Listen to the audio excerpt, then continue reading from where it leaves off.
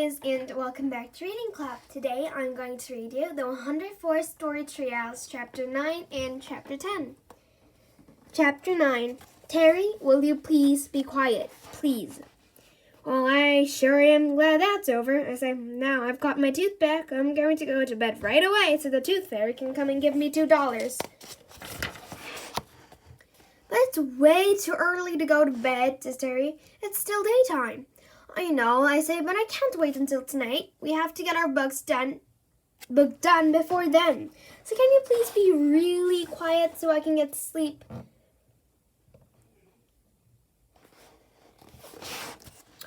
Sure thing, Andy, says Terry. You can count on me. Good night.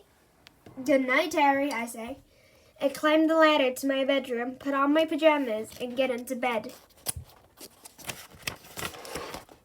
I'm actually feeling quite tired after climbing the never-ending staircase, so I don't think it's going to be too difficult to fall asleep. In fact, I'm falling asleep right now. I'm falling.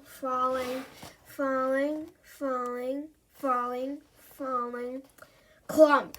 I'm almost asleep when I hear a really loud... I'm almost asleep when I hear really loud clomping. It's so loud my bed is shaking. Clomp, clomp, clomp. I get out of bed, look over the edge, and see Terry clomping around in a gigantic pair of clomping boots. Hey, Terry, I yell. Quit clomping, will you? I'm trying to get to sleep. Sorry, Andy, he says. I was just testing these new extra loud clomping boots I've invented. Turned out they're even louder than I expected, but I'll take them off now. I won't disturb you again, I promise. You better not. I say, good night. Good night, Andy, says Terry. I go back to bed and try to fall asleep again. I'm falling.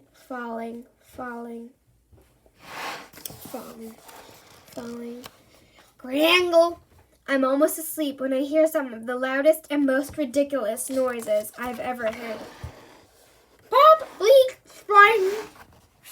I get out of bed, look over the edge, and see Terry wearing an extra stupid, super loud hat. Jangle. Terry, I yell, but he can't hear me over the deafening noise of his stupid hat.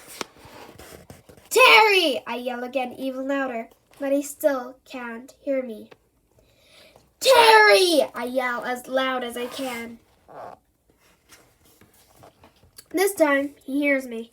Sorry, Andy, he says. I couldn't hear you over the noise of this extra stupid, super loud hat. What's the matter? Your extra stupid, super loud hat is the matter, I say. I'm trying to get to sleep, remember? Oh, sorry, Andy, says Terry. I forgot.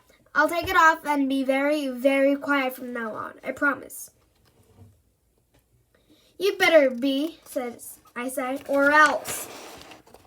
I get back to bed and start falling asleep for the third time. I'm falling.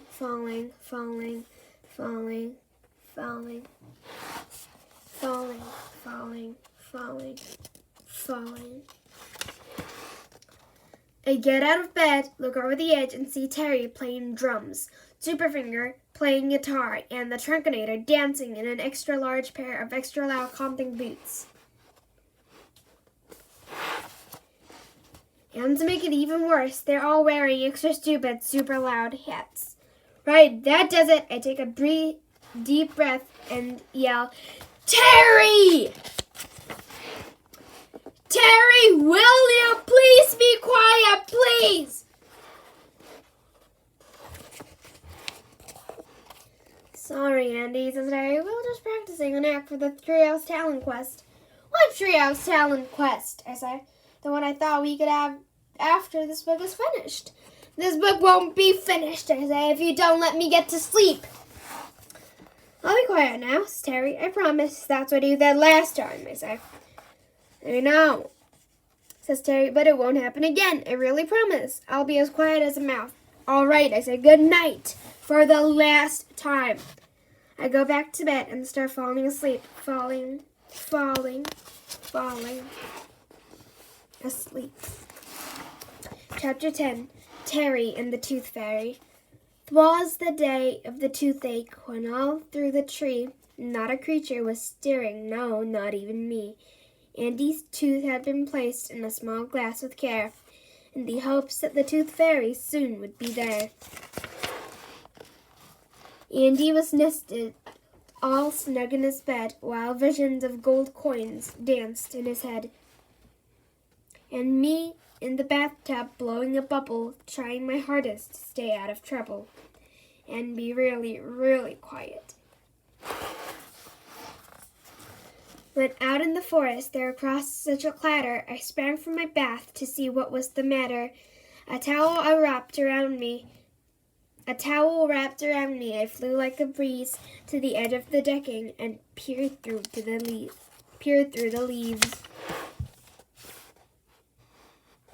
And what to my wondering eyes should appear but a little steam-powered machine drawing nearer, and a tiny toy truck with a miniature crane from which dangled a hook on a small golden chain. All led by a figure so lively and airy, I knew in a moment it must be the Tooth Fairy. More rapid than eagles to the treehouse she came, and she whistled and shouted and called her helpers by name. Come, Achy, come, Muller, come, Driller, come, Smash. To the top of the tree, to the bedroom, let's dash.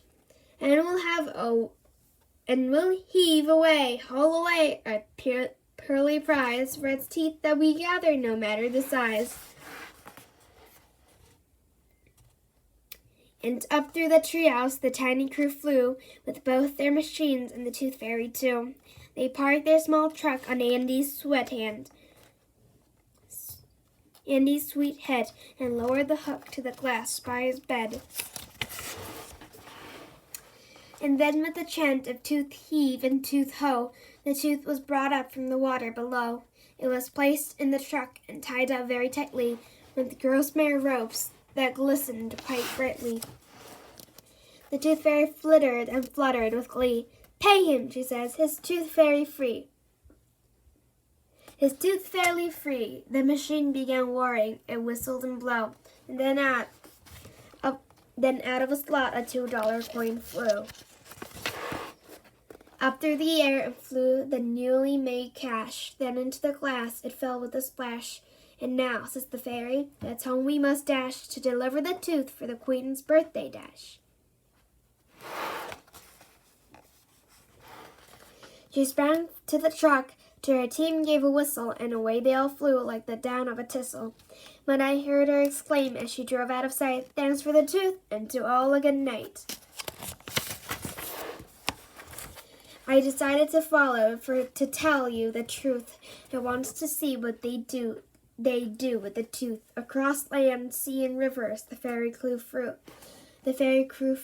and not far behind them I also flew too. For hours and hours I followed that band, until finally we reached it, the famed fairyland. The lights of the city were sparkling and shining, and fairies galore were all dancing and dining.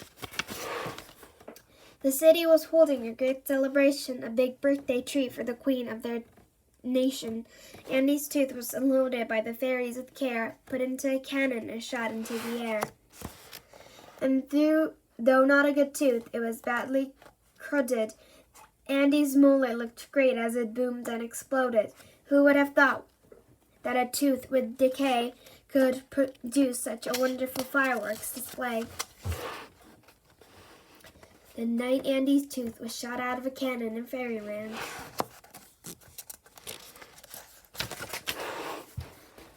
The Queen thanked the fairies for her birthday surprise and for the amazing display that had dazzled her eyes.